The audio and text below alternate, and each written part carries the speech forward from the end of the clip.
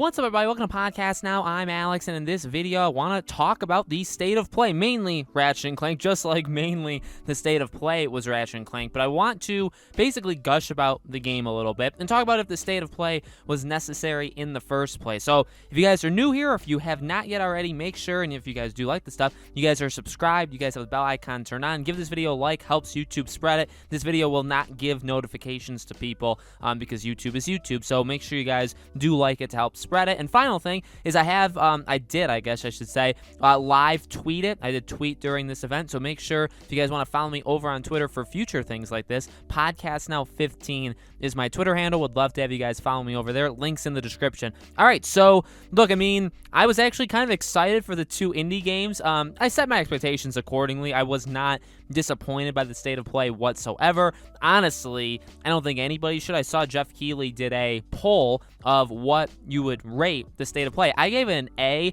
simply because it literally did exactly what it said it was going to do, and anybody who gave it, I'd say like a C or a D or an F, I just did they not know? I guess not everybody would know what the state of play would be. Maybe they'd just see it and just click on it, right? But I mean, we knew the state of play was going to be Ratchet, an amazing 15 minutes, and then also two indie games. I didn't expect the indie games to be Subnautica. I've never played the first one, but I love water. A lot of you guys may start to know. I want to make that like a thing about me. I've always loved it, but I don't know if enough people know that about me to make it like some sort of cult thing. But I love water. I love water parks. I love pools, and so I love any game that incorporates water, basically like in any way possible. And so, you know, that game obviously was a little interesting. I don't know if I'll play it, but it definitely, you know, I've definitely heard about it before, and so that wasn't that much of a shock. And then Among Us, a game that I absolutely love, but have stopped playing for many, many months now, but coming to PlayStation, finally. I already actually bought it on PC twice, one for me and one for my wife,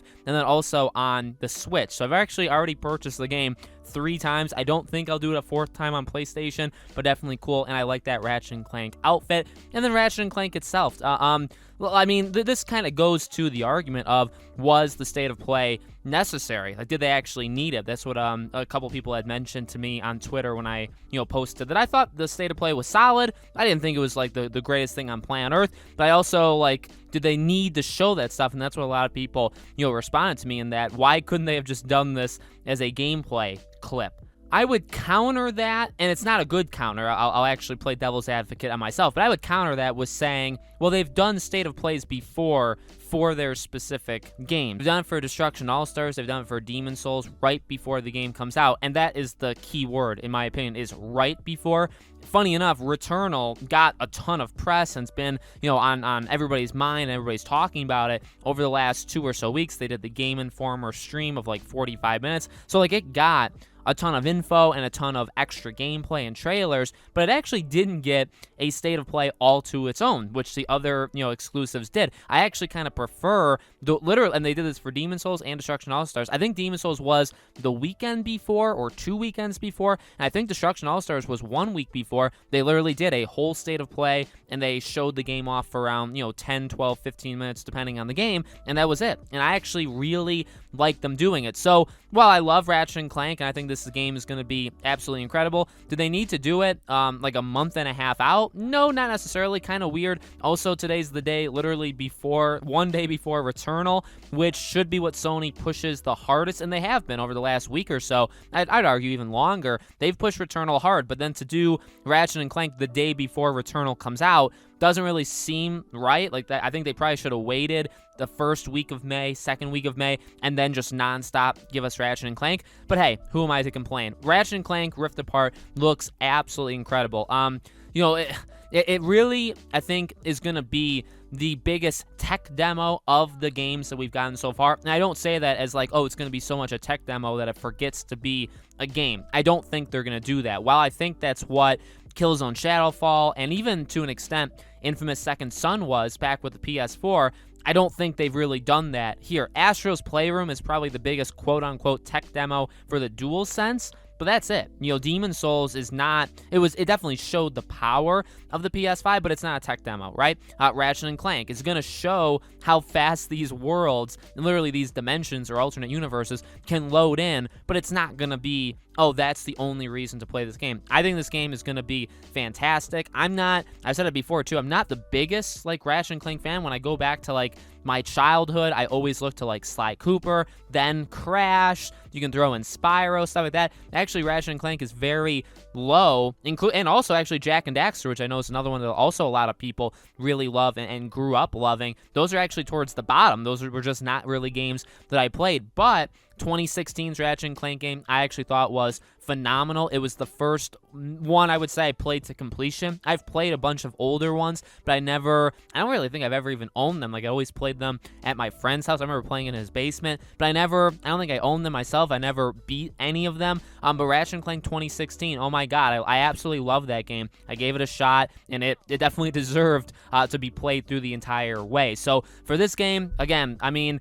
the biggest thing I think that catches your eye is just how good it looks, how fast everything I think can load in, the power that the PS5 gives this game. It's going to be absolutely amazing. I think it is going to have a pretty solid story. They've always been like well acted. This literally looks like a Pixar movie which I've said that before. I actually back in the day said Knack was like the closest we'd ever get to a Pixar movie, which was very funny, and I wish I was doing YouTube back then so that people could hold on to that quote for my entire career or my entire life, right? Because I think that would have stuck with me. But no, Ratchet and Clank right now, this game looks like a Pixar movie, so maybe that can stick with me. But I love it. I don't think it's going to be the greatest game of all time, but look, Returnal's tomorrow. Ratchet and Clank is in a month and a half from now. I cannot wait. Again, I don't know why they needed to do a state of play like this, because again, saying they didn't have to do a state of play for one game. They have done that in the past. In fact, even going back to last year, they did for Ghost of Tsushima and The Last of Us, which I actually really loved them doing that. I thought that sold a lot of people, I think, on Ghost of Tsushima, and even The Last of Us. I mean, they did a really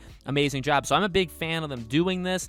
I really don't need to see, and this will be the last stuff I say on Ratchet and Clank, I really don't need to see any more on Ratchet and Clank. I think it looks phenomenal. There's really not much more they can do to sell me, because I've already been sold since day one. I don't really know what else you can do for like, if you're not sold on Ratchet and Clank right now, I don't really know what else they can do to prove it to you. You know what I mean? Obviously, besides the game coming out. So we'll have to see how much they push this game at us over the next month and a half, because I'm sure they will. But it's like, I actually don't think you need to. I think you could probably shut down right now, give the game out to the press, 2 weeks before it comes out, and you'll be golden. So I will be covering it more. I'm not saying like I'm not going to cover it. So there will be more videos on Ratchet and Clank. Actually, I think starting maybe next week, I'll do weekly videos. Then we'll do maybe even daily videos as we get closer. But loads of Ratchet and Clank stuff coming to the channel. It comes out one day before E3, which definitely sucks from a content perspective, like on YouTube. But that's for me to worry about, not for you guys to worry about. So let me know in the comments below, guys. What do you think? Did you like it? Are you sold on it? Have you been sold on it?